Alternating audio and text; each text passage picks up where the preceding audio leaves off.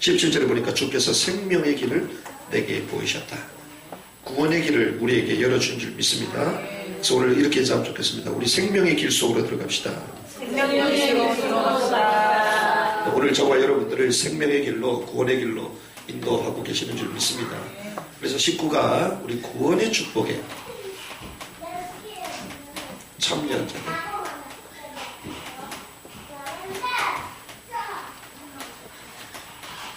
특별히 이 시편 16편 7절에서 우리 11절의 말씀은 제가 가장 좋아하는 성경 구절 중에 하나예요. 제가 이것을 청소년 시절 때 이 말씀을 묵상했는데 내 평생의 말씀으로 붙잡아야 되겠구나. 그래서 청소년 시절을 우리는 어떤 시절을 얘기합니까? 질풍노도의 시절이다. 이렇게 얘기하잖아요. 질풍노도의 시절이다. 그런데 오늘 7절에 이렇게 얘기합니다. 나를 훈계하신 여호와를 송축하리라. 나를 훈계하는 사람 여러분들 싫잖아요. 그렇지 않습니까? 훈계하고 지적하면 막 기분 나쁘잖아요. 그런데 여기는 이렇게 얘기합니다. 나를 훈계하신 여호와를 송축할지라. 그래서 이렇게 합니다. 밤마다 내 양심이 나를 교훈한다. 밤마다 내 양심. 화인 맞은 양심은 깨달을 수도 없을 건데 이 하나님께서는 우리를 깨닫는 양심을 주신 줄 믿습니다. 밤마다 우리를 깨닫게 하셨네. 내 양심이 나를 교훈한다. 그러면서 이렇게 갑니다. 내가 여호와를 항상 누구 앞에? 내 앞에 모시며. 여호와를 내 앞에 모시는 은혜 길 바랍니다. 내 옆에, 내 뒤에, 내 귀에만 모시지 말고 내 앞에 모시며. 그가 나의 오른쪽에 계심으로 내가 흔들리지 않으리라. 오른편에 놔주시기 바랍니다. 그래서 우리는 좌파가 아니고 우파야. 할렐루야. 왼편에 있는 사람은 저주를 받은 자야. 그래서 우파에 있어야 돼요. 이렇게 얘기합니다. 이러므로 나의 마음이 어떠다고요? 기쁘고. 그래서 저는 그리스도를 묵상할 때마다 기뻐요. 그런데 다른 거 보면 별로 기쁘지가 않아요. 기쁜 게 별로 없어. 그래서 그리스도를 묵상하시기 바랍니다. 내 영혼이 기쁘고 나의 영도 즐거워요. 내 영을 살리는 게 무엇입니까? 그리스도요. 그리스도로 충천하시기 바랍니다. 그리고 이렇게 갑니다. 내 육체도 안전히 살리니 우리 육체 영원한 하늘 소망, 영원한 하늘나라로 인도하는 그 첩경이 그리스도인 줄 믿습니다. 이는 주께서 내 영혼을 소홀히 버리지 아니하시며 주의 거룩한 자를 멸망시키지 않을 것이다. 거룩한 자가 누굽니까? 그 아들 예수 그리스도 메시아잖아요. 그 그리스도를 멸망시키지 않을 하실 거기 때문에 그 그리스도 말미암아 우리는 영원한 생명의 길을 인도받는다는 것입니다. 11절 주께서 생명의 길을 내게 보이시리니 주의 앞에는 충만한 기쁨이 있고 주의 오른쪽에는 영원한 즐거움이 있네. 오른쪽도 우파 나왔어. 여러분 그래서 자유우파 신문 보시기 바랍니다. 우파 성경 보시고 신문 보시고. 그래서 그 빌리그램 목사님 그 얘기했잖아요. 우리 한 손에는 성경을, 한 손에는 뉴스를 이랬잖아요. 근데 저는 그렇게 얘기하습니다. 한 손에는 성경을, 한 손에는 자유우파 신문을. 할렐루야. 좌파 신문 가지면 또 안 돼. 성경을 좌파로 보기 때문에. 그래서 여러분들이 이런 중요한 시간의 가운데 우리가 더욱더 말씀을 붙드는 은혜 있길 바랍니다. 11절의 말씀 같이 했습니다. 시작. 주께서 생명의 길을 내게 보이시느니 주의 앞에는 충만한 기쁨이 있고 주의 오른쪽에는 영원한 즐거움이 있나이다. 아멘. 그렇습니다. 이 성경은 누구에 대해서 말하는가? 요한복음 5장 39절에 우리가 말씀을 알고 있죠. 너희가 성경에서 영생을 얻는 줄 생각하고 성경을 상고하거니와. 성경을 왜 상고합니까? 영생을 얻으려고 하는 거예요. 그런데 이 성경은 곧 내게에 대해서 증거한다. 누굽니까? 예수를 말하는 거죠. 내게에 대해서. 그래서 성경은 누구에 대해서 얘기하냐? 예수에 대해서 말하는 거예요. 그런데 이 성경에 기록 목적이 있죠. 이 기록 목적이 요한복음 20장 31절에 말하고 있습니다. 이 기록 목적이 무엇입니까? 오직 이것을 기록함은 너희로 예수께서 하나님의 아들 그리스도이심을 믿게 하려 하며. 자, 예수가 누구시다? 그리스도. 이것을 어떻게 해요? 믿게 하기 위하여.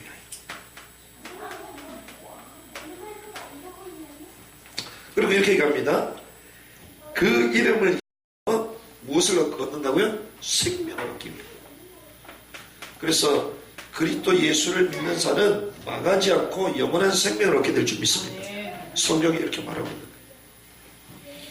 그래서 성경은 사실상 이것이 핵심이잖아요. 예수. 그리고 그분이 곧 누구다? 그리스도다.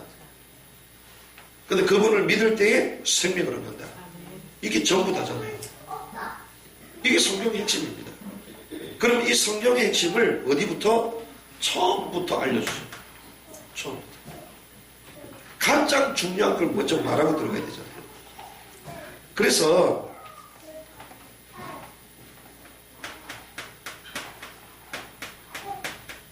창세기 1장. 창세기 1장은 우리는 천지창조라고 말하지만 아닙니다. 천지창조를 말하는 것이 아니라 천지창조를 말하시는 것처럼 보이지만 그 속에 누굴 얘기한다고요? 그리스도를 말합니다. 근데 이 사실을 누가 알았냐? 예수님이 사랑했던 제자 500여 명의 허다한 사람들이 있고 또 부활하신 이후에 500명한테 보였습니다. 그러고 나니 마가다라 앞에 몇 명이 모였죠? 120명. 그리고 결국 주님의 제자는 몇 명입니까? 12제자, 12사도. 12사도 가운데서도 또 핵심 제자는 몇 명입니까? 3명이요, 3명. 그 3명 가운데서도 주님이 가장 사랑했던 제자가 있어요. 그래서요, 신앙생활 다 똑같지 않다니까. 여러분들 3명 되실랍니까? 가장 사랑하는 제자 1명이 되실랍니까? 믿음대로 될지어다. 500명이 될 겁니까? 허다한 무리가 될 겁니까? 70인 제자가 될 겁니까? 12제자가 될 겁니까? 그러니까 똑같이 구원은 받는데요. 라인이 다르다니까. 레벨루가 다릅니다. 레벨루가 달라. 그래서 여러분들이요. 허다한 무리 아니면 500명 사람들 하지만 여러분은 120명 속으로 들어오는 은혜길 바랍니다. 70인 제자 속으로 들어오시기 바랍니다. 12제자 속으로 들어오시기 바랍니다. 그 가운데서 3명, 그 가운데서 또 가장 사랑하는 제자가 누구냐? 그게 사도 요한. 그래서 사도 요한은 거의 죽지 않았잖아요. 거의 90살, 100살까지 살았잖아요. 그러면서 마지막 요한계시록까지 딱 기록하고 나왔어요. 그런데 이것이 이 창조 때부터 그리스도가 선포됐다. 성경 핵심 요한복음이 요한이 쓴 책이잖아요. 여기서 얘기를 합니다. 이 성경은 누구에 대해서? 예수에 대해서 말한다. 그런데 예수가 그리스도고 믿음으로 생명을 얻게 된다. 그런데 그것이 사실상 창조에서부터 말했다. 천지 창조에서부터 말했다. 누가? 요한이거든요. 그래서 오늘 제가 설교하는 게 아니라 요한이 했던 얘기를 말해주는 거예요. 수지 맞았습니다, 여러분들. 2000년 전에 주님이 가장 사랑했던 요한의 그 메시지를 오늘 듣고 있어. 할렐루야. 기뻐하시기 바랍니다. 요한이요, 이걸 봤어요. 그래서 요한복음 1장에 이게 나와요. 요한복음 1장. 자, 요한복음 말씀 여러분들 한번 펴시면 좋겠습니다. 요한복음 1장부터 쭉 보시면서 여러분들 가셔야지 이해가 되기 때문에. 어차피 여러분들 혼자 아니잖아요. 워낙 시간이 없으셔서 전도한다고. 또 봐도 뭐 깨닫지도 못하잖아. 몇 번 보다가 바로 자잖아. 까만 거는 그리고 흰 건 종인데 이게 뭐야 이거 이러니까. 그래서 지금 보시는 게 좋아요 지금. 그래서 1장 1절에 이렇게 같이 했습니다. 시작. 태초에 말씀이 계시니라. 이 말씀이 하나님과 함께 계셨으니 이 말씀은 곧 하나님이시다. 자, 태초에 뭐가 있다고요? 말씀이. 이 말씀이 뭐냐? 뭐 우리로 말하면요, 이게 로고스. 이 로고스, 이 말씀 자체가 곧 하나님이시다. 하나님. 말씀, 우리가 하나님을 데우스라 그러는데 말씀 자체가 곧 하나님이다. 이렇게 말하는 거예요. 왜? 태초에 하나님이 천지를 창조하셨다. 창세기 1장 1절. 요한복음 1장 1절은 그 태초에 뭐가 있다? 말씀이 계신다. 그 말씀 자체가 곧 하나님이다. 요한이 이걸 설명하는 거예요. 설명하는 거예요. 이러면서 그가 태초에 하나님과 함께 계셨고, 2절에 보니까 그가 태초에 하나님과 함께 계셨고, 아니 말씀이라고 그랬잖아요. 우리가 말하는 이 말씀, 우리는 책이라고 생각하잖아요. 그런데 성경이 뭐라고 합니까? 그가 태초에 하나님과 함께 계셨고, 이걸 존중해줘. 존칭으로 써서 무슨 말입니까? 인격체라는 거지. 그게 하나님이라는 거예요. 그냥 단순한 책이 아니고 이 말씀 자체가 하나님이라는 거예요. 그러면서 이렇게 얘기하십니다. 만물이 누구로 말미암아? 그로 말미암아죠. 만물이. 그래서 천지 창조할 때 예수님이 창조했을까요? 안 했을까요? 창조했다. 예수님. 말씀으로 창조하셨다. 자, 그래서 말씀 자체가 곧 하나님이시다. 그래서 그로 말미암아 지음받았다. 이렇게 말하는 거예요. 그래서 이 당시에 특별히 이 그리스 사람들, 이 당시의 언어가 그리스, 우리가 말하는 헬라 철학이 그 당시를 지배하고 있어요. 로마, 그리스. 요한이 사역했던 곳이 에베소거든요. 에베소는 우리가 잘 아는 광장의 정치, 민중들이 모여가지고 의논하고 그리고 학문을 포럼하고 거기서 심포지엄 단어도 다 나오는 거거든요. 그 아주 초엘리트들이 모여가지고 신에 대해서도 존재에 대해서도 여기서 막 토론을 하기 시작했어요. 그러면서 존재의 제1원인이 뭐냐? 존재의 제1원인. 존재라는 게 뭐냐? 이러면서 찾아가기 시작해. 찾아가기. 이게 어디서부터 났지? 어디부터 생겼지? 막 찾아가기 시작합니다. 찾아가기 시작하면서 제일 끝에 딱 들어온 게 뭐냐? 아, 지구에 운동 에너지가 있다. 운동 에너지. 그 운동 에너지가 있는데 어떤 존재가 밀어내는 힘이 있다. 밀어내는 힘. 그 밀어내는 힘을 뭐라고 얘기하냐? 그들은 로고스라고 얘기해요. 로고스. 그들은 그냥 밀어내는 힘이다. 이상하잖아요. 이거를 한 단어로 만드는데 로고스다. 그래서 지구는 이러한 힘에 통해서 운영된다. 그러니까 하나님에 대해서는 잘 몰랐고 하나님이라는 그 의미를 그렇게 그들은 발견한 거예요. 그들은. 그러니 요한이요, 그 에베소 사람들을 향해서 그거 틀렸다. 엘로힘, 데우스, 하나님이다. 이렇게 설명하지 않고 그래, 니네들이 말하는 그 개념이 맞다. 이러면서 설명해 주는 거예요. 설명. 밀어내는 힘, 그 로고스, 그 자체가 데우스다. 하나님이다. 이렇게 설명하기 시작해요. 그래서 최초의 힘을 로고스라고 말하는데, 잘 보십시오. 이런 개념을 가지고 그 그리스 사람들에게 설명을 하니까 그들이 나중에 하나님을 알아가는 거예요. 아, 그렇구나. 지구는 우연히 있는 게 아니구나. 어떤 실제 힘이 있구나. 근데 이것이 요한이 말하는 하나님이라는 거구나. 하나님. 이렇게 설명이 들어가는 거예요. 그러면서 구체적으로 이렇게 얘기합니다. 1장 4절에서 5절 말씀 같이 했습니다. 시작. 그 안에 생명이 있었습니다.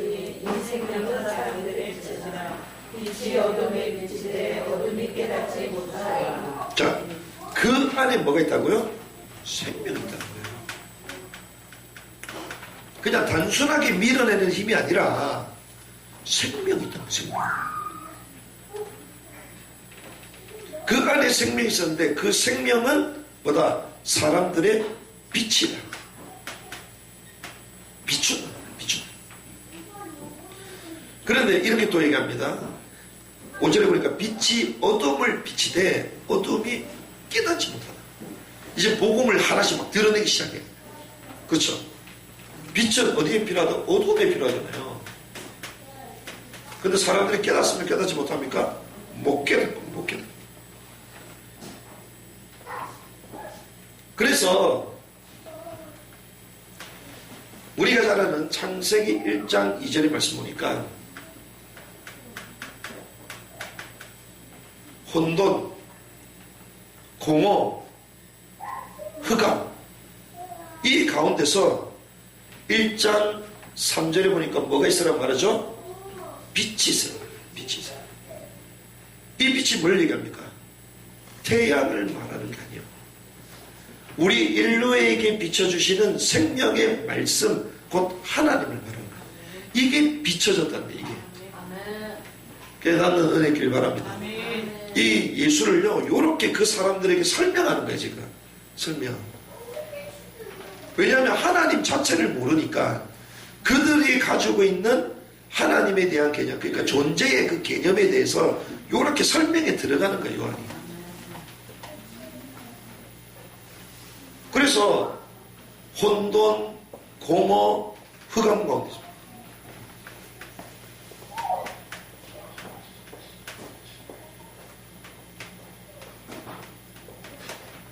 이 가운데 빛이 있으라. 하나님이 가라사대 빛이 있으라. 여기에 빛이 딱 비춰지니까 이게 곧 하나님이잖아요. 이 어둠의 상태가 뭡니까? 혼돈과 공허와 흑암이야. 그렇죠. 이런 가운데서 빛이 있으라고 말씀합니다. 혼돈이 어떻게 됩니까? 질서가 생기죠. 공허한데 어떻게 됩니까? 채워져요.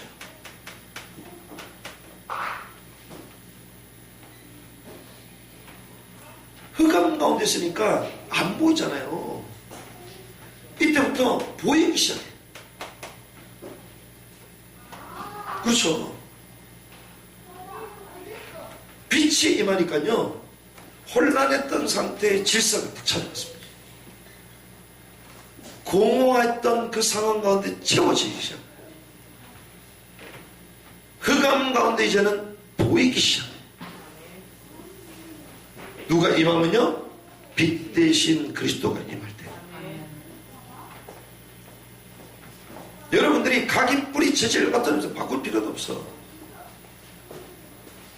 아, 나는 구원받은 하나님의 자녀다. 하나님이 나와 함께 하신다.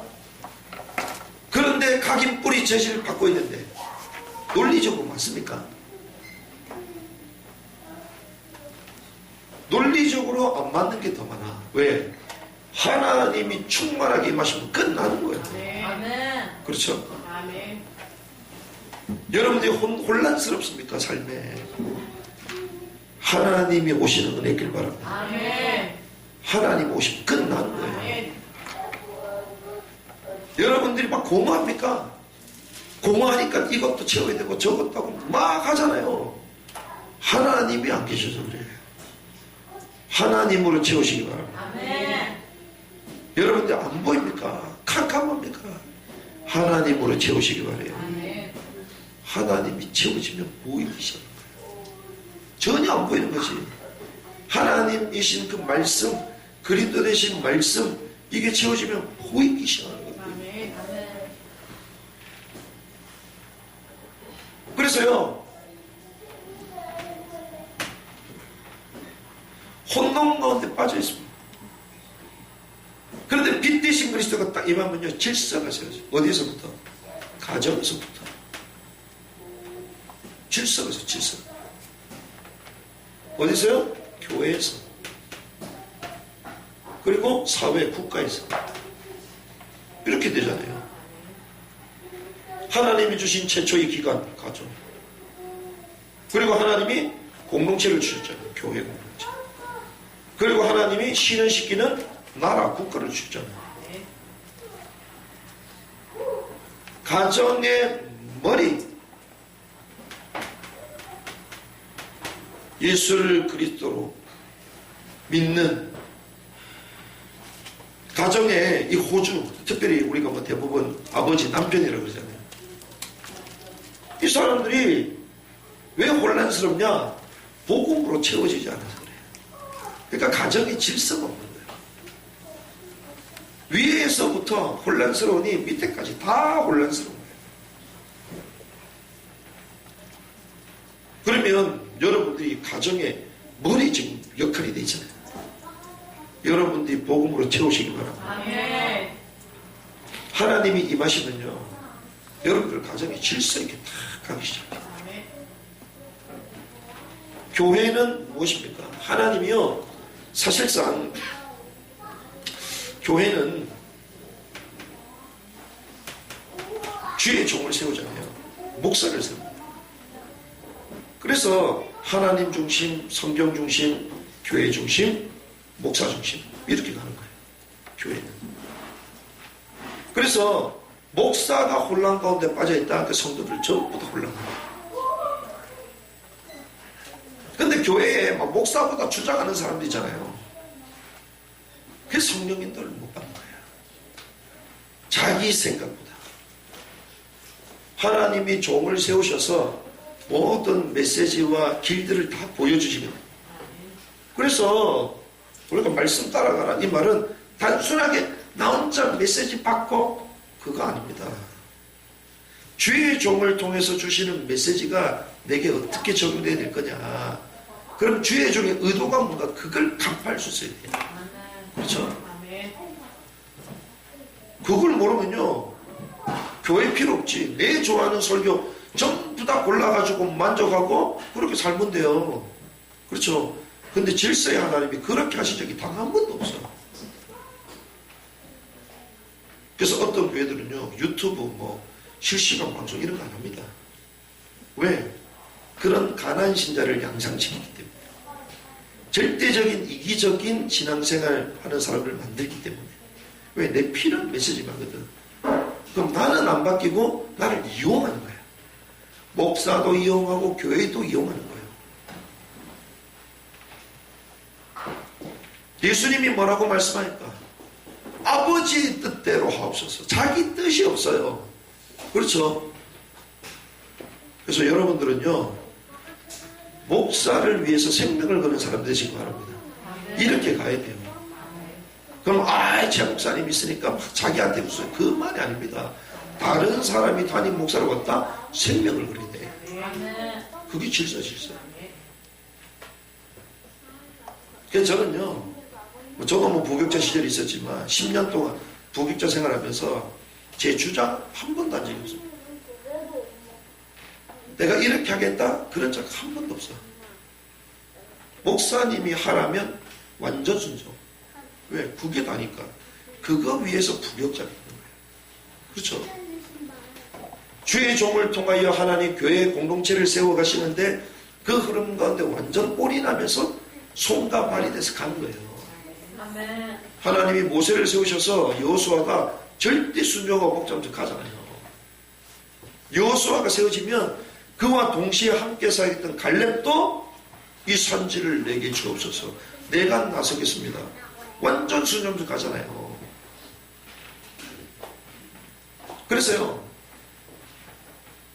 가정의 머리, 그리고 교회의 머리, 또 목사, 여기에 대해서 순종 안 하면 가정이 엉망진창이에요.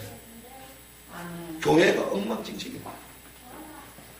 그래서 목사도 그렇고 교회의 호주도, 가정의 호주도 그렇고 전부 다 하나님으로 채워지도록 여러분들이 기도하셔야 돼요. 이게 원리입니다, 원리. 그럼 국가는 누굽니까? 한마디로 대통령이잖아요. 그런데 목사님 말도 안 맞다. 자기한테 순종, 왜 대통령한테 하야하라 그러냐? 도대체 말이 안 맞지 않냐? 대통령이 바로 서면 나라가 바로 서잖아요. 근데 여기서 말하는 질서는 하나님이죠. 하나님의 말씀이죠. 말씀 가운데 바로 서야 되겠죠. 그러면 대통령이 말씀 가운데 바로 선다. 이게 무슨 말입니까? 말씀에 기초한 헌법에 따라 경영해야 되는 거예요. 그렇죠. 우리나라의 법이 어떤 법입니까? 헌법이죠, 헌법. 이 헌법이 어디서 나왔습니까? 성경에서 나왔다. 하나님의 말씀 성경. 이 기준대로 대통령이 자기 역할, 리더십을 가지고 경영해 가는 거죠. 백성을 대표해서 이 헌법을 실현시켜 나가는 거죠.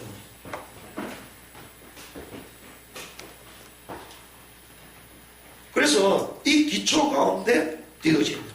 이 기초가. 이 기초가 필요 없다. 오히려 하나님을 향하여 대적하잖아요. 그럼 어떤 일이 벌어져요? 그 저주를 받는 거야. 그 대통령도 저주를 받고 그 민족도 저주를 받는 거야.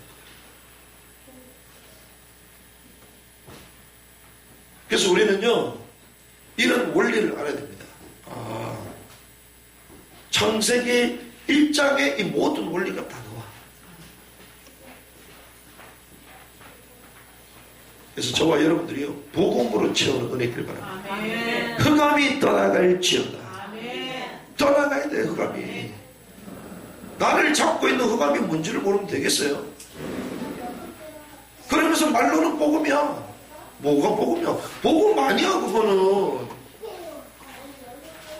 그건 복음이란 문자, 단어만 이용하는 거예요, 그거는. 그 단어가 우리를 구원할 수 없다니까요. 성령이 우리에게 임하는 은혜 있기를 바랍니다. 이 축복을 저와 여러분들이 누려야 되는 거예요. 그래서 오늘 아까 본문 읽었지만 내 영이 기뻐한다 그러잖아요. 내 영이 눌려있어. 그래서 성령이 임해야 돼. 하나님이 임해야 된다니까요. 나중에 막 말씀을 나누겠지만 성경의 역사는요, 하나님의 역사입니다. 성령의 역사예요. 우리 삶에 왜 공허합니까? 체험이 없으니까. 체험이 있어야지 어떻게 됩니까? 만족하잖아요. 근데 전부 다 불만족이야. 만족하지 않으니까 불평이 나오잖아요. 반대로 만족하면 뭐가 나옵니까? 감사가 나오는 거예요. 그렇죠? 감사를 해보가시기 바랍니다. 그러면 감사해야 감사해야 그것도 필요하지만 그 미국 사람 만나면 무조건 땡큐 땡큐 땡큐 하잖아. 말이라도 땡큐 땡큐. 그런데 그 근본적인 것, 하나님이 내 영혼을 채우면 만족이 나오는 거예요. 감사가 나오는 거죠.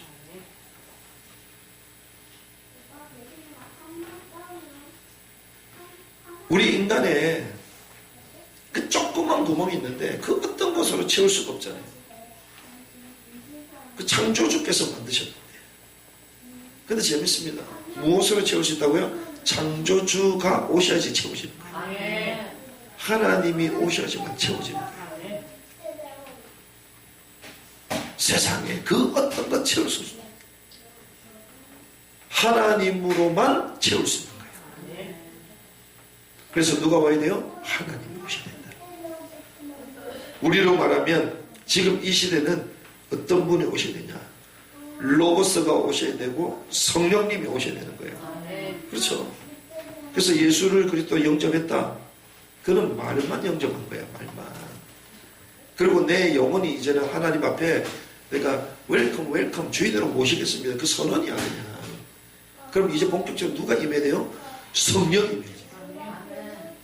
성령 세례를 받아야지. 그래야지 우리 인생이 충만해지는 거지. 그래서 그거 받으려고 마가의 다락방으로 들어간 거야.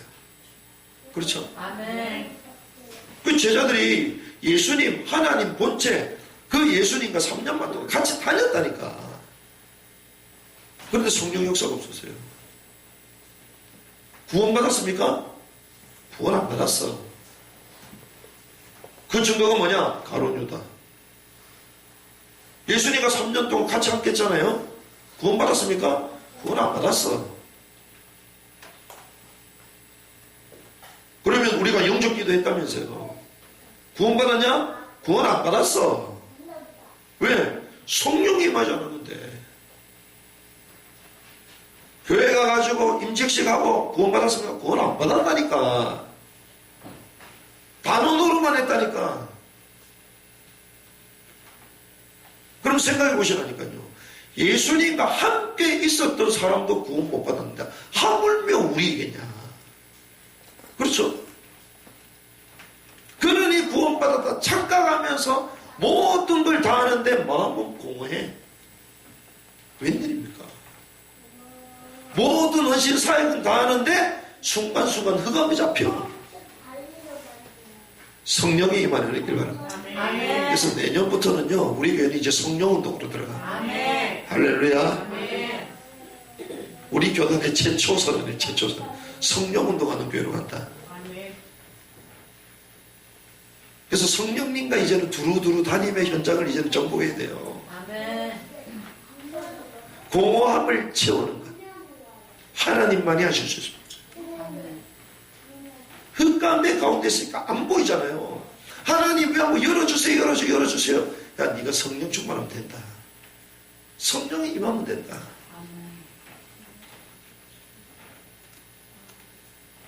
흑암 가운데 있었던 우리에게 주께서 빛을 비춰줍니다. 하나님이 오신 것입니다.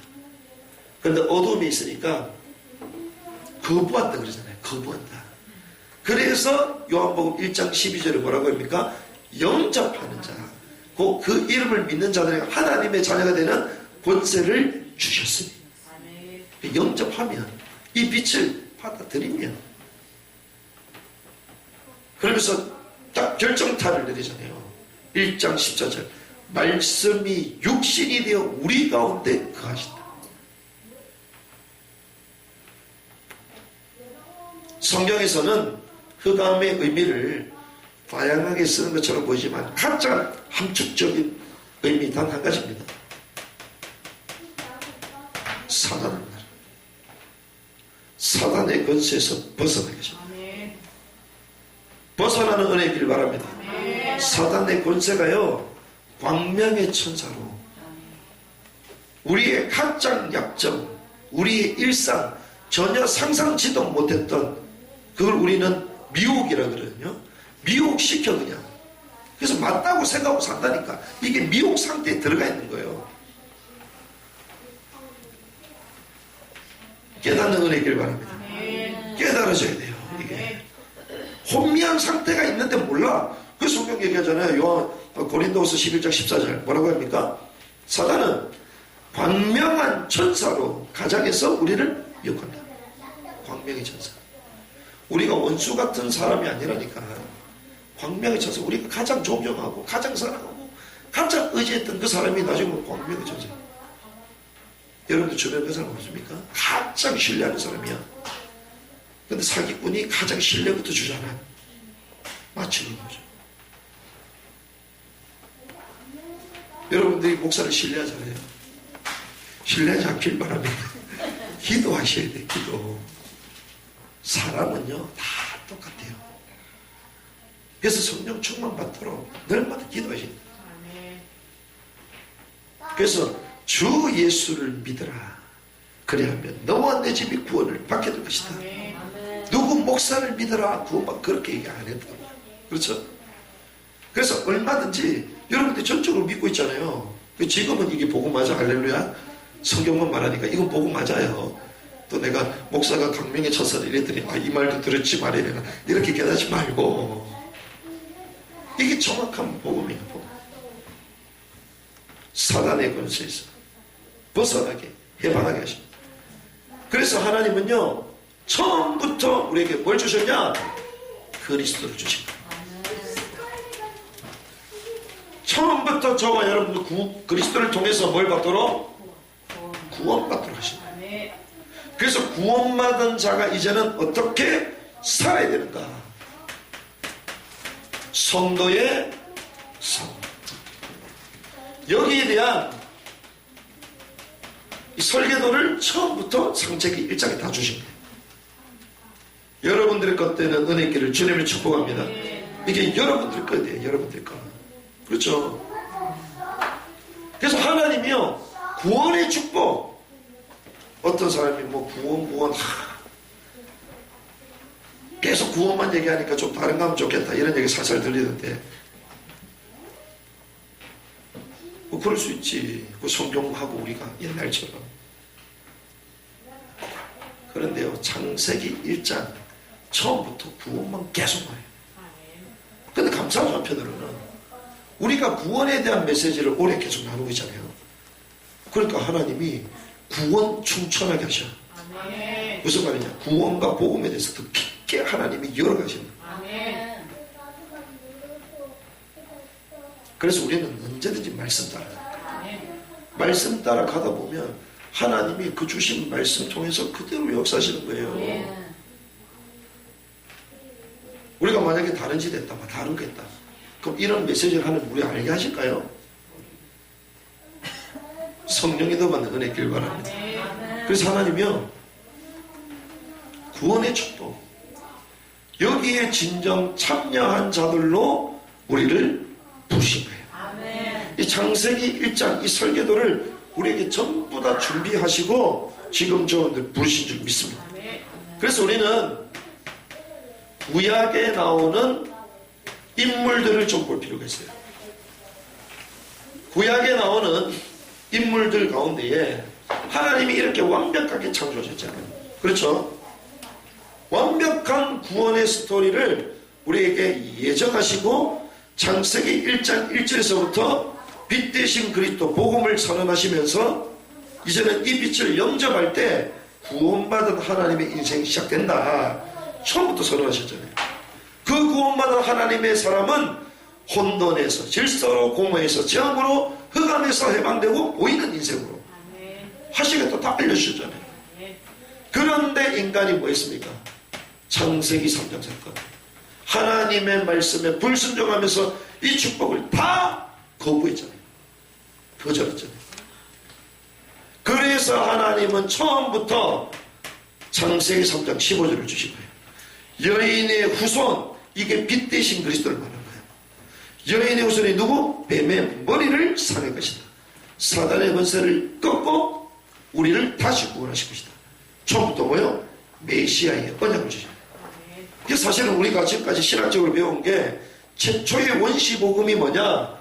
창세기 3장 15절을 말하거든요. 맞습니다. 하지만 숨겨진 복음, 저는 그러니까 원시복음, 원시복음 이전의 복음이 있다. 그게 뭐냐? 창세기 1장이야. 할렐루야. 이 책을 하나 써야 될 것 같아. 하나님이 처음부터 우리에게 또 복음을 주셔. 구원받으라고. 이 축복에 참여한 자들인 줄 믿습니다. 생각만 해도 감사야. 와, 어떻게 하나님이 우리를 이런 복음 줘. 그러니까 우리 수준, 우리가 열리지 않았기 때문에 똑같은 단어와 똑같은 얘기 들으면 계속 한계 부딪히는 거지. 그렇죠? 그 말씀은 한이 없는 거예요. 한이 없는 거예요. 이런 가운데서 범죄한 아담과 하와가 회개한 이후에 이제는 아들을 낳게 됩니다. 그게 가인이잖아요.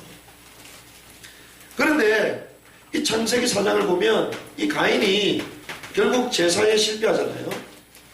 그래서 아벨을 쳐 죽입니다. 그때 하나님이 또 구원의 표시를 주십니다. 그게 뭡니까?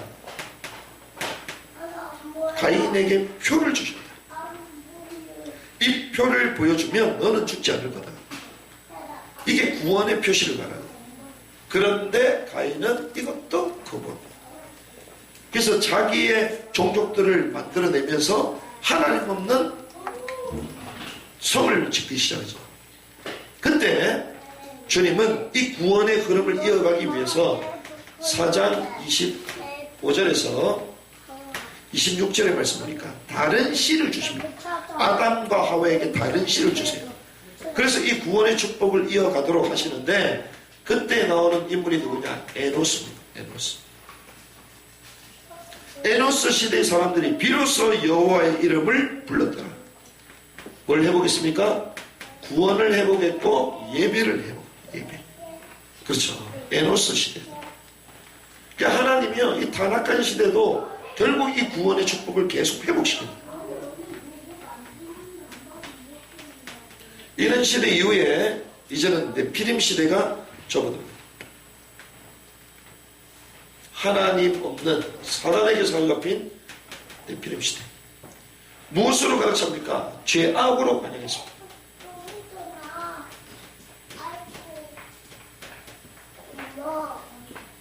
근데 하나님은 이때 누굴 부르시죠? 노아를 부르십니다. 노아는 그 당대의 의인이었다. 그래서 노아에게 뭘 만들어라? 처음부터 뭘 주시죠? 방주를 만들어라. 이 방주가 그리스도를 말합니다. 그리고 이 방주가 그리스도 공동체, 곧 교회를 말하는 거예요. 복음이 있는 교회를 말하는 거예요. 그렇죠. 그래서 처음부터 하나님은 구원, 죄악이 간영해서 하나님의 진도가 이제는 이 땅 가운데 퍼부어질 건데. 그래서 하나님은요, 처음부터 심판하지 않습니다. 구원의 길을 다 열어주시고 회개하지 않을 때 심판하신 거예요. 그래서 여러분들이 죄를 지었다? 회개하시기 바랍니다. 회개할 때 하나님이 역사하시는 거예요. 근데 죄인 줄을 몰라. 화인 맞은 양심이 됐어. 미혹을 완전 당해가지고 죄인 줄을 몰라. 한국교회가 지금 죄를 짓고 있는지를 전혀 몰라. 미혹을 당했지. 그냥 한국교회 하나님이 이 대한민국의 재앙을 터뜨린 거예요. 문재앙을 통해서. 그러니까 뭐 한국교회 이런 어려운 어려운 전혀 몰라. 그래서 제가 볼 때는 좀 고난을 좀 당해야 돼. 근데 제가 볼 때는 당할 가능성이 많아. 두고 어떤 세대? 30대, 40대. 젊은 세대들 앞으로 고난의 무시대 봅니다. 왜 그러냐? 세대가 못 깨닫고 있잖아. 세대가. 그리고 어떤 교회? 대형 교회들. 못 깨닫고 있잖아요. 주께서 내 입에 검으로 그들을 칠 것이다. 하나님이요, 친히 말씀으로 그들을 무너뜨릴 겁니다. 그 말은 그들이 하는 메시지가 복음이 아님을 만천하가 깨닫게 될 거라는 거예요.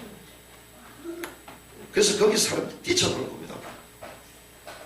그리고 그들이 하나님보다 또 하나님의 시대의 그 교회와 이거보다 더 애지중지하는 모든 것들이 다 무너질 거야. 뭐라니까. 그래서 죄악이 가능됐다. 회개하면 되는데 회개하니까 쌓이는 거예요. 그렇잖아요. 그때 이제는 터지기 시작하는 거예요. 그런데도 하나님 얼마나 좋으신지 빠져나갈 구멍을 만드셨어요. 할렐루야. 이렇게 인사하면 좋고요. 우리는 빠져나갈 구멍이 있습니다. 우리는 빠져나갈 구멍이 있습니다. 어떤 분이 그 얘기 하더라고요. 뭐 전쟁이 일어나면 어쩌냐. 하나님이 일시적인 뭐 심판을 허락하실 건데 그래가지고 일시적으로 도망가라고 했다더라고. 도망가라고. 그럴 수도 있다. 그럴 수도 있다. 그러면 우리가 믿음을 지켜야지. 여기서 죽어야지. 맞습니다. 근데 다 죽으면 어떡해? 다 죽으면 북한이 공산화될 때 교회가 그렇게 만들었잖아요. 우리 오늘 오후에 그거 볼 건데 교회가 그랬어. 교회가 김일성을 데리고 다니면서 그 당시는 사람들이 문명률도 높았고 정치 이념을 잘 몰랐어요. 그러다 보니까 전부 다 사회주의 얼마나 좋아. 성경에서 나온 거다. 전부 다 공동으로 재산을 관리하고 그리고 같이 더불어 살고 얼마나 좋아요. 그러니까 그걸 속았잖아. 김익두 목사가. 그래가지고 그 김일성의 외삼촌 강양옥 목사 그 사람하고 같이 팀이 돼가지고 북한 전역을 돌면서 얘기하잖아요. 신이 보내준 사람이다. 하나님이 이 우리 북쪽을 하나님 원하시는 나라로 만드시려고 이런 위대한 지도자를 불렀다. 이래 되기잖아요. 그 어떻게 전부 다 미혹됐지. 나중에 봤더니 교회도 만들어. 근데 그걸 깨달았던 사람 조만식 장로. 이게 아니구나. 뛰쳐나게 나중에 죽습니다. 나중에 한 3년 딱 지나고 나니까 교회 표면적으로 오는 신자들 다 죽이잖아요. 목사부터 다 죽이고. 근데 그때 빠져나왔던 사람이 누구냐? 한경직 목사. 남한으로 빚이 왔어. 그 불씨로 말미암아 지금 대한민국 남한이 살아있는 거예요. 그런 거 모르고 막 있으면요, 역사도 모르고 성경도 모르고 다 혼미해져. 그래서 하나님이요, 때로는 이 한반도를 변화시키기 위하여 남한을 방주 삼으신 줄 믿습니다. 하나님 앞으로 하실 일이 있는 거예요. 언제든지 죄악이 간영할 때 하나님은 또 구원의 길을 여셨어요. 뭐라고 말씀하십니까? 잣나무로 만들어.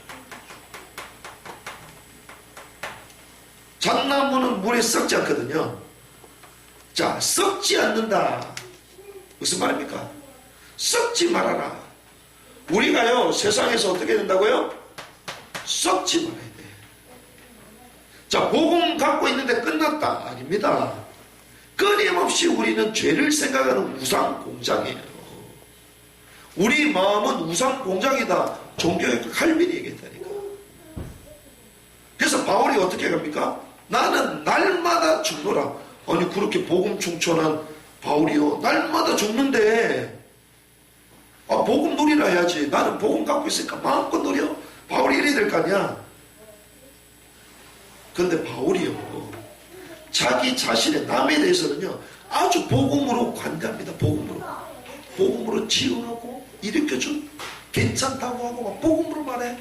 그런데 자기 자신한테는요 율법으로 돼. 율법으로. 무슨 말입니까? 나는 날마다 죽노라. 내 자신을 복종시킨다. 그 정도로 우리는요 1시간 1분 1초 그리스도께 집중 안 되면 그 좁은 틈을 사단이 파고든다니까. 죄가 파고드는 거예요. 인간에서 너무 잘했던 거지, 바울이.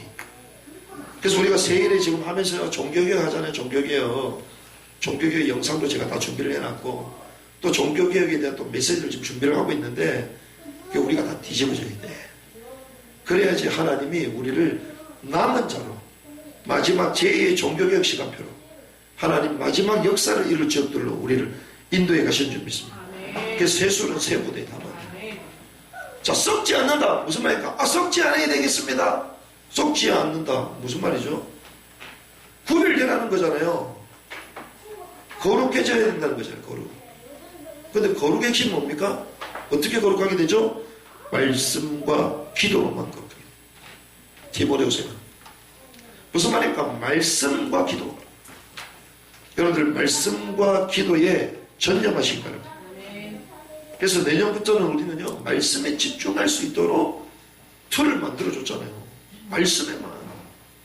그래서 모이면 같이 말씀 나누고, 혼자 있을 때 또 말씀 듣고, 그렇게 하잖아요. 모이면 뭐 한다? 기도하고.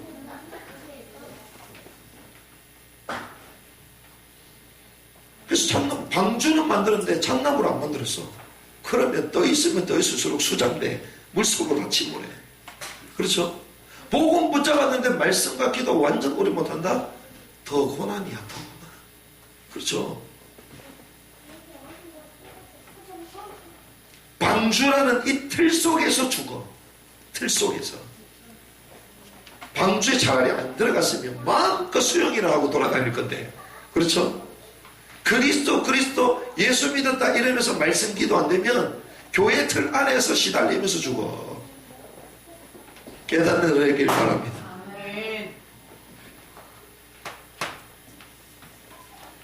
자신과 후손과 생명을 보존하기 위한. 무슨 말입니까? 하나님께서 우리에게 주시는 새 생명,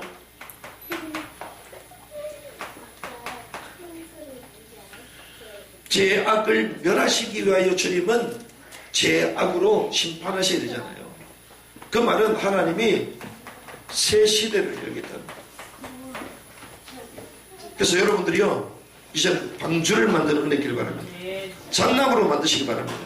그러면요 하나님이 새 시대를 열 거야. 그래서 제가 나중에 뭐 얘기하겠지만 우리가 금요일날 설립 3주년이 3주년 금요일날 하나님이 이걸 준비하라는 거예요. 새 시대를 준비해라. 새 시대. 그래서 뭐 가지고요? 잣나무로 잣나무로 준비하시기 바랍니다. 이게 준비되면 사람들이 와도 썩지를 않아. 사람들이 와도 새 시대의 주인공으로 새 생명을 얻을 수 있는 거예요. 특별히 우리가 잘 아는 창세기의 매 인물이 나옵니다. 우리가 이 인물에 대해서도 또 우리가 구체적으로 말씀을 나눌 겁니다. 아브라함과 이삭과 야곱과 요셉이 나오잖아요. 이 네 인물이 사실은 구원의 여정을 말합니다. 이삭은 뭡니까? 구원의 시작. 그렇죠. 그럼 구원받은 자의 축복, 이삭에서 나오잖아요. 이삭이 완전 누리잖아, 복음을. 그러면서 이제 야곱은 뭡니까? 치유와 갱신. 그리고 요셉은 뭡니까? 세계복음. 이렇게 보여요. 또 한편으로는 아브라함과 이삭과 야곱과 요셉이 나오잖아요. 아브라함 성부, 성자, 성령 이렇게 돼요. 그 다음에 요셉은 뭡니까? 확대의 역사. 우리가요, 아브라함과 이삭과 야곱의 이 수준을 지나면 이제는 하나님의 전복의 역사를 인도하십니다.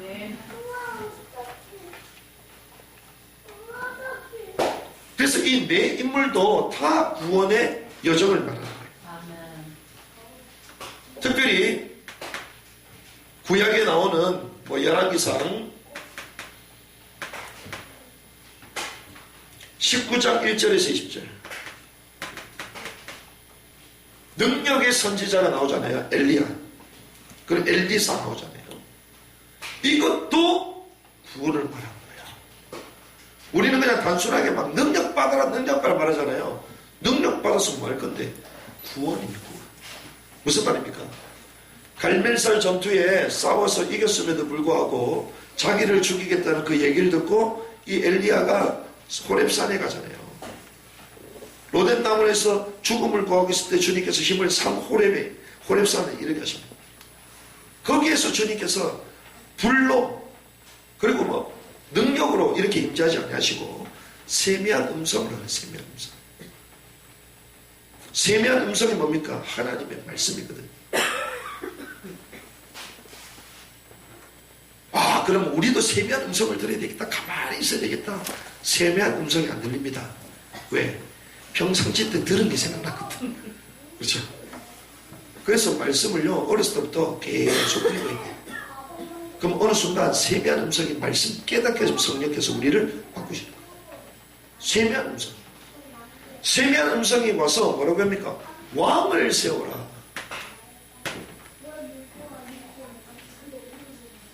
죽음을 가고 있는데 하사엘 아람의 왕을 세워라. 그리고 예후를 세워서 이스라엘의 왕이 되게 하라. 그리고 바알에게 무릎 꿇지 않는 7천 제자와 엘리사가 있음을 알려주십니다. 이게 뭡니까? 이제는 그 시대가 전부 다 우상으로만 다 죽음을 당하는데 이들을 통하여 새로운 구원의 역사를 이루어가시겠다. 그러니까 성경이요, 구약 전부 다 이거는요, 구원의 약속, 구원의 약속이다. 오늘 우리가 말씀을 나눴습니다. 다윗 어떤 길로 인도하신다고요? 생명의 길. 죽음 가운데 있었음에도 불구하고 날마다 나를 양심 교훈하셨던 그 하나님께서 우리를 생명의 길로 인도하신다. 다윗.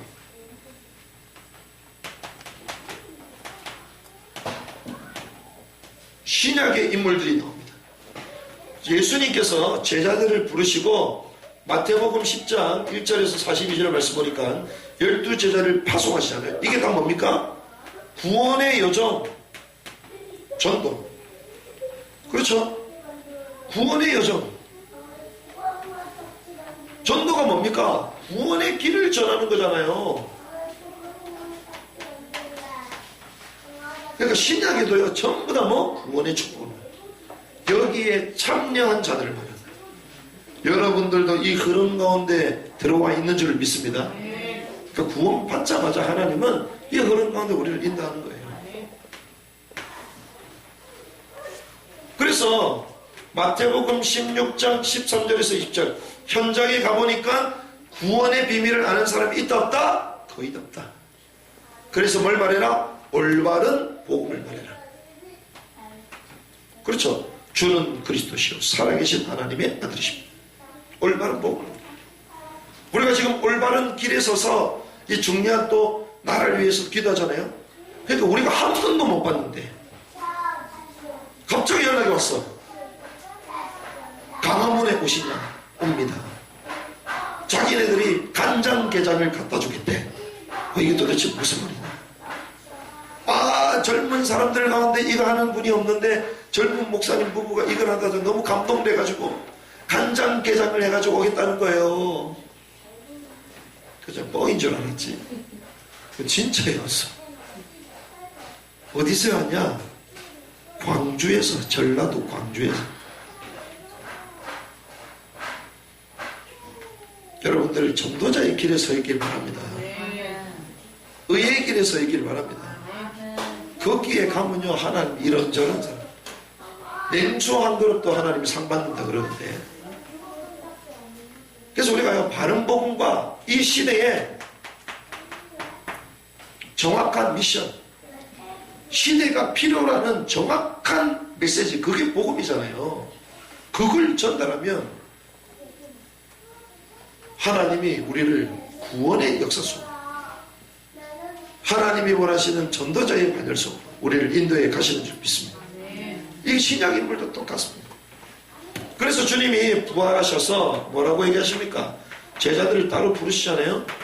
승천하시죠. 의심하는 사람도 상관없다. 너희는 모든 족속을 가서 제자를 삼으라. 하늘과 땅의 모든 권세를 주셨다. 그래서 어디까지 가라고요? 모든 민족까지. 이게 전부 다 구원의 축복을 말하는 거예요. 성교가 뭡니까? 이게 다 구원의 축복을 말하는 거예요.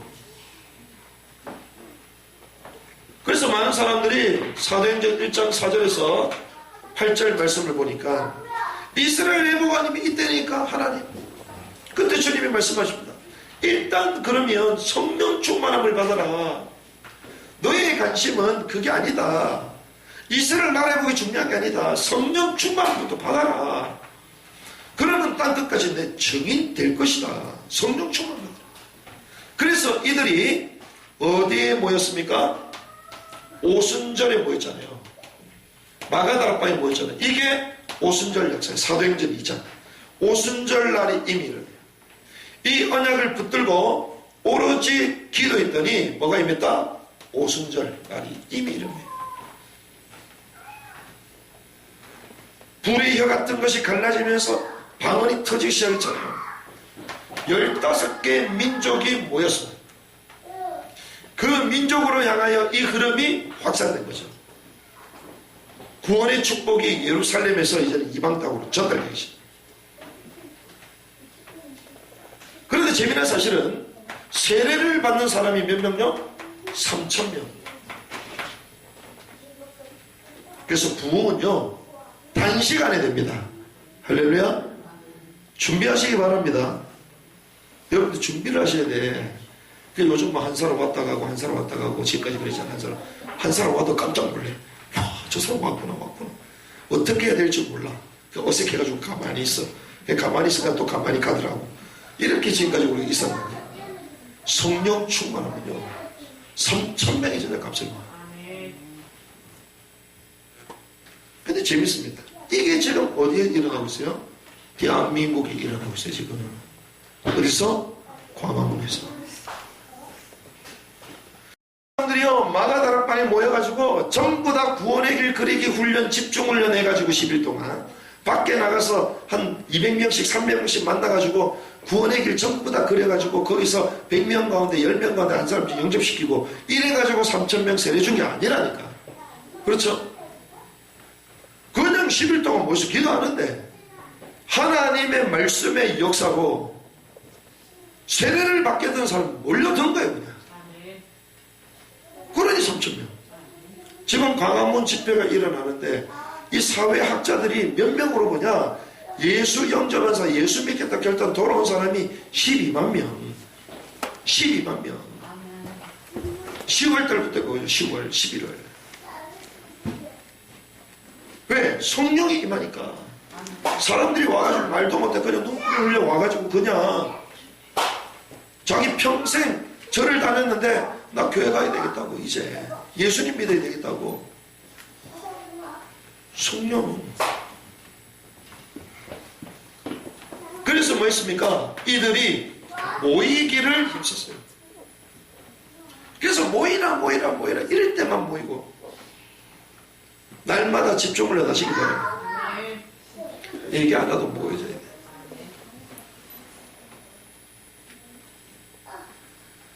이게 오순절이에요.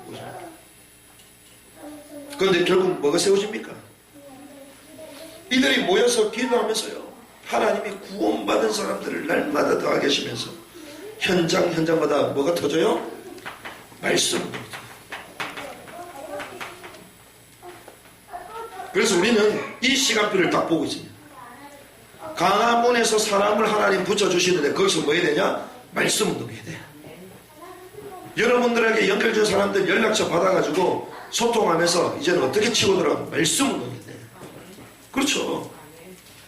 수많은 사람 모여서 예수 믿고 싶고 교회 다니고 싶은데 복음을 몰라.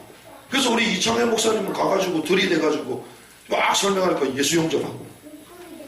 그래서 하는 얘기가 다른 놈들은 안 하고 나만 한다 막 이러더라고. 다른 놈들도 한다. 너무 그렇게 얘기하지 말아라. 그래서 우리는요 이 시각들을 보는 거예요. 그래서 우리는요 본격적으로 이제는 이 일을 두고 기도하면서 준비를 할 겁니다. 이게 성령의 역사예요. 구원의 축복, 구원의 역사. 제자들이 또 모임만 있으니까 하나님 어떻게 하면 흩어버리잖아요. 사도행전 11장 19절 30절 흩어지게 만들어서 뭐하도록? 선교하도록. 그래서 이 일을 이제 본격적으로 하기 위해서 누굴 부르십니까? 사도행전 9장 1절에서 9절 바울. 이방인들을 위해서, 임금들과 이스라엘 자손들을 위해서 불렀다. 바울. 그래서 성경은요 전부 다 구원의 역사 가운데 그리고 이 흐름에 참여한 자들에 대해서 하나씩 다 얘기하십니다. 이 흐름 가운데 저와 여러분들 부르신 줄 믿습니다. 이걸 잘 봐야 돼요. 그래서 이 일을 위해서 누굴 불렀습니까? 개인을 부르신 거예요. 이 일을 위해서. 그래서 여러분들은 어떻게 해야 되냐? 이 일을 위해서 구원의 비밀, 한마디로 뭡니까? 복음 충천하시기 바랍니다. 그때 여러분에게요 감사가 충천. 그때 여러분들 은혜가 충천돼. 그럼 어떤 일을 벌이냐? 여러분 주변에 사람이 충천돼. 사람들이 모여들어. 이제 구름대처럼 막 모여든다니까. 구원의 비밀, 복음으로 충천.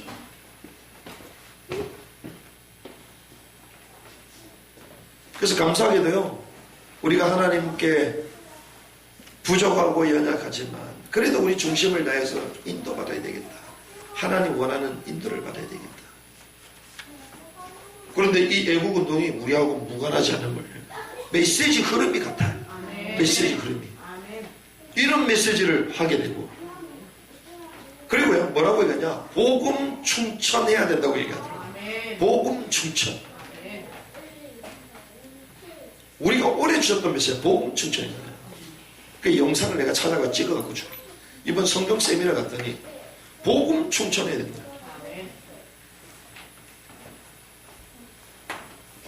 이 일을 위해서 뭘 불렀다? 교회를 불렀습니다. 공동체잖아요. 구원받은 자의 모임.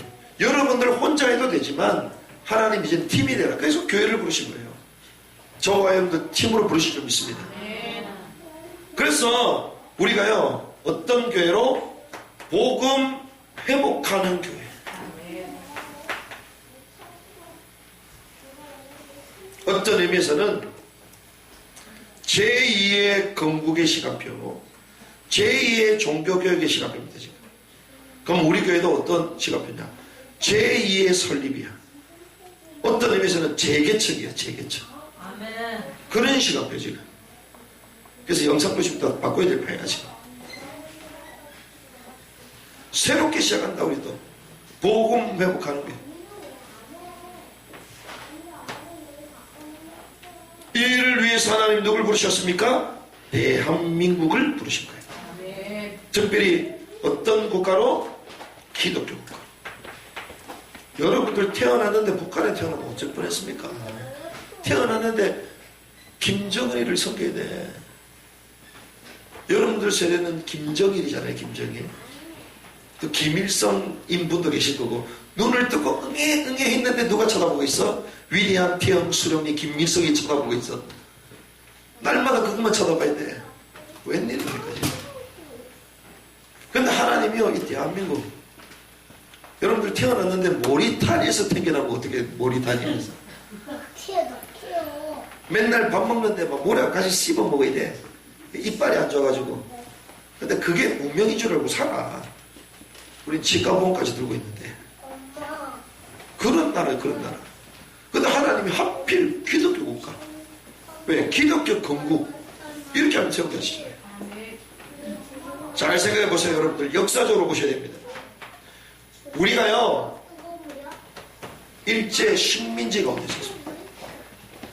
근데 왜 하나님이 일제 식민지 우리 힘으로 벗어난 것도 아니잖아요. 1940 몇 년? 5년.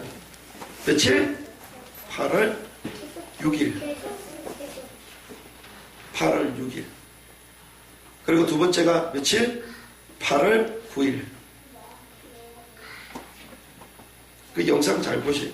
그래서 날짜를 여러분들 잘 외워요. 나가사키 생각해 보세요. 8월 6일 날 터졌고, 8월 9일 날 터졌고, 그래서 8월 15일 날 강복이 온 거잖아요. 그쵸? 우리 힘으로 됐습니까? 아닙니다. 나가사키, 히로시마, 미국이 핵폭탄 투하하고 난 이후에 버섯구름이 떠면서 완전 일본이 이제 천황이 항복했잖아요. 하나님이 일제 식민 그대로 놔둬도 되는데 왜 하필 해방했냐? 왜? 6.25가 터지고 난 이후에 우리나라 공산화될 수 있었잖아요. 근데 왜 안 됐냐? 이걸 생각하라니까. 이걸. 왜 그랬냐? 하나님은요, 우리의 마음과 중심과 또 미래를 깨뜨려 보신 분이에요. 특별히 하나님이 이러한 대혼란 가운데 있었던 우리 민족이 하나님이 이승만을 통해서 대한민국 건국할 때 하나님께 기도하면서 예수교의 나라로 이 민족을 세워달라고 결단하고 시작했잖아요. 하나님이 그 기도를 미리 알고 계셨던 거예요. 그럼 우리가 기도했기 때문 아닙니다. 하나님의 주권이, 하나님의 작정이 그 가운데 있었기 때문에 그 한 인물을 통하여 고백하게 하셨고 그렇게 끌고 오신 거예요. 그러면 대한민국이 공산화 되겠습니까? 제가 볼 때는 아니거든요. 공산화 됐으면 처음부터 됐어야지. 아니면 일제 식민지 궤도로 해봐야지. 그대로 그렇잖아요. 그럼 저는 강단에 올라올 때 그 뭡니까? 옷 일본 사람들이 입는 거 그거 입고 가고 머리 쪽자 해가지고 사무라이 칼 들고 올라가야 돼. 이렇게 해야 돼. 근데 하나님이 왜 그렇게 놔뒀냐? 그러면 하나님의 주권, 우리는 공산주의 안 되기 때문에 기도만 하자. 그게 또 맞는 말입니까? 하나님이 일제 가운데 해방시키시고 공산화 가운데 해방시키시고 신사 참배하고 김일성 신부 숭배하고 하나님 여기서 우상에서 벗어나게 하셨잖아요.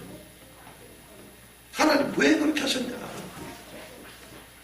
그걸 여러분들이 역사적으로 조금만 해도 답이 나옵니다. 근데 하필 왜 지금 어렵고 왜 이런 흐름과 또 가도록 만드냐? 하나님이 과거를 기억하라는 것입니다. 남은 자들이 일어나 제2의 종교개혁을 해라. 이거예요. 왜? 교회가 다 무너졌고 하나님의 언약과 사명도 다 잃어버렸기 때문에 다시 한번 일어나라는 거예요. 배금주의, 물질 황금, 만능주의 젊은 세대를 세상에 보러가 됐고 교회는 엉뚱한 복음 말하고 있는 이때에 다시 한번 일어나는 것입니다. 그래서 하나님이 이런 위기처럼 보이도록 우리를 계속 타치하시는 거예요. 계속 일어나라, 일어나라, 제발 좀 일어나라. 이제 하나님의 역사를 이룬 시간표가 됐는데 왜 안 일어나냐? 깨어나도록 하십니다. 이 흐름 앞에 우리 자신들을 세워야 될 줄 믿습니다. 이 흐름 앞에 우리가 딱 서야 돼요. 아, 하나님 이렇게 가고 있구나. 그래서 지금 시간표는 역사의 시간표입니다. 역사의 시간표 가운데에 믿음의 기수로 일어나야 될 줄 믿습니다. 여기에 대한 소명의식이 있어야 돼요. 종교개혁가들이 여기에 대한 소명이 다 있었어. 이 시대에 하나님 나를 불렀다.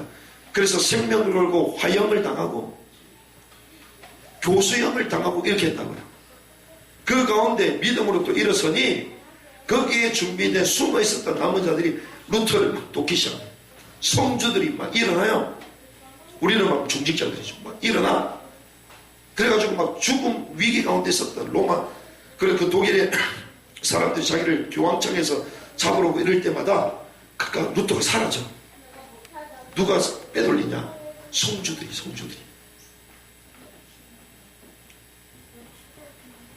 하나님이요 이렇게 역사해요. 그래서 하나님의 구원의 역사 완성될 때까지 이 사역을 이어가도록 지금 대한민국을 하나님 끌고 가십니다. 이 흐름 가운데 우리 개인을 불렀습니다. 그래서 우리는 내년부터 점심때 밥 먹고 나면 전부 다 애국 캠프하러 올게요. 애국 캠프. 어떻게 서명지 가지고 전도지 가지고 서명해라. 대한민국 건국이 하나님 처음부터 기독교 건국, 기독교 건국. 자유민주 이게 다 헌법 성경에서 나온 거다. 이걸 부인하나 교회들마다 다 깨워야 돼. 그러니까 이 동네 애국자를 다 깨워야 돼.